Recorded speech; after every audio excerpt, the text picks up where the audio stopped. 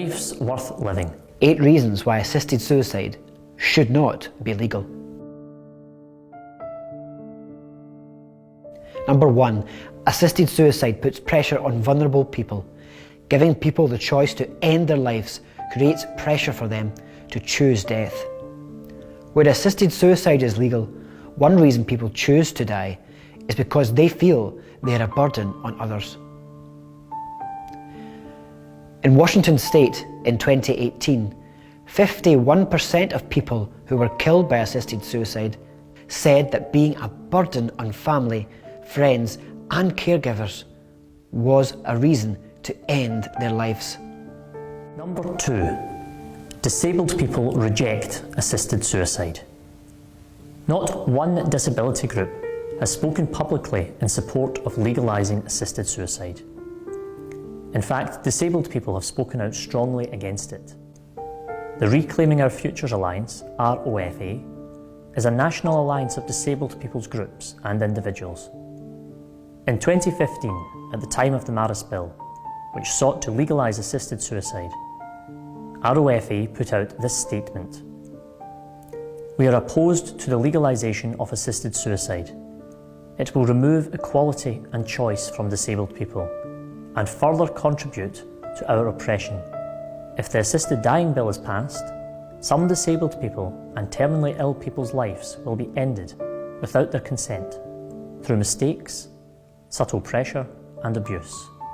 No safeguards have ever been enacted or proposed that can prevent this outcome, an outcome that can never be undone." Number 3. Doctors oppose assisted suicide. Many doctors are opposed to a change in the law to legalise assisted suicide, in particular those working in palliative care. In 2019, the Royal College of Physicians conducted a poll of its 36,000 members and has now adopted a position of neutrality on assisted suicide. A neutral position by a medical body is seen as an indication of support for legislative change. However, this was a rigged result. In March 2019, only 25% of doctors voted for the RCP to take a neutral stance, and 43.4% of doctors who took part were opposed to a change in the law. This is only a slight change from 2014, when 44.4% opposed legalising assisted suicide. Significantly, the 2019 RCP survey revealed that among palliative care doctors who are eligible to vote, 84.3% oppose a change in the law, and 84.4% are not prepared to actively participate in physician-assisted suicide. Number 4. Assisted suicide is not the answer to pain. Assisted suicide is not a solution to pain. Good palliative care should ensure that pain is controlled well. Legalising assisted suicide risks less investment being made in palliative care. Looking at the largest report on assisted suicide in Oregon, these are the top 3 reasons people opt for assisted suicide. Loss of autonomy, coming in at 91.7%. Decreasing ability to participate in activities that made life enjoyable, coming in at 90.5%. And loss of dignity at 66.7%. We must work to enhance the life for sick, disabled and elderly people, not pass a law which offers them death as a solution to their problems. Number 5. Assisted suicide kills those who are not dying. Euthanasia and assisted suicide have been legal in the Netherlands since 2001. In 2018, 90.6% of cases, 5,553, of euthanasia and assisted suicides were people with incurable cancer, neurological disorders such as Parkinson's disease, multiple sclerosis and motor neuron disease, cardiovascular disease, pulmonary disease, or a combination of these conditions. However, the numbers of people being killed by euthanasia and assisted suicide who are not dying is increasing in the Netherlands. During 2018, in 87 notified cases of euthanasia, the patient's suffering was caused by a psychiatric disorder. In 144 cases, the patient's suffering was caused by early-stage dementia, with an additional 2 cases of patients with late-stage dementia. There is concern about this trend. Although once unthinkable, physicians primarily in the Netherlands and Belgium have helped a small but growing number of patients with mental illness but no terminal condition to end their lives.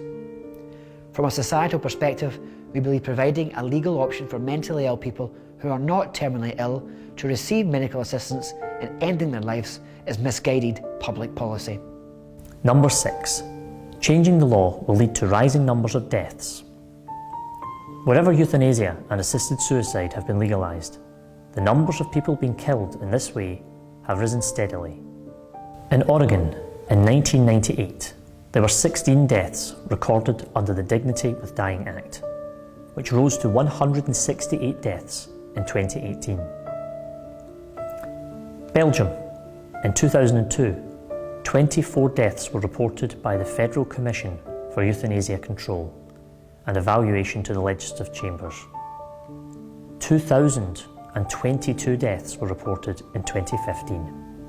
The Netherlands, in 2002, there were 1,882 notifications of euthanasia or assisted suicide. In 2017, the number was 6,585. These figures show how quickly euthanasia and assisted suicide are accepted once legalised. Number 7. Legalising assisted suicide increases suicide rates. Legalising assisted suicide for those who say they want to end their lives has repercussions for other people. One study shows that making it legal for doctors to help people commit suicide results in a 6.3% increase in total suicides, including assisted suicide. Researchers found that a significant number of people committing suicide without the help of a doctor are over 65 and have chronic or terminal illness. They also found that legalising assisted suicide does not reduce non-assisted suicides. Changing the law to allow doctors to help people kill themselves may be associated with an increased inclination to suicide in others. Number 8. Assisted suicide is wrong in principle.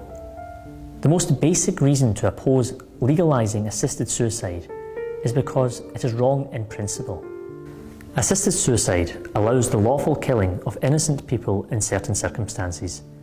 It is an attack on the inalienable and inviolable right to life of innocent human beings, as set out in the Universal Declaration of Human Rights. It fails to protect the right to life of all citizens, no matter how weak, vulnerable, or disabled their lives may be. It undermines the common good, those aspects of society which benefit everyone. It undermines the ethical practice of medicine and the trust between medical staff and patients. These are all reasons why any future bill to legalise assisted suicide should be rejected outright.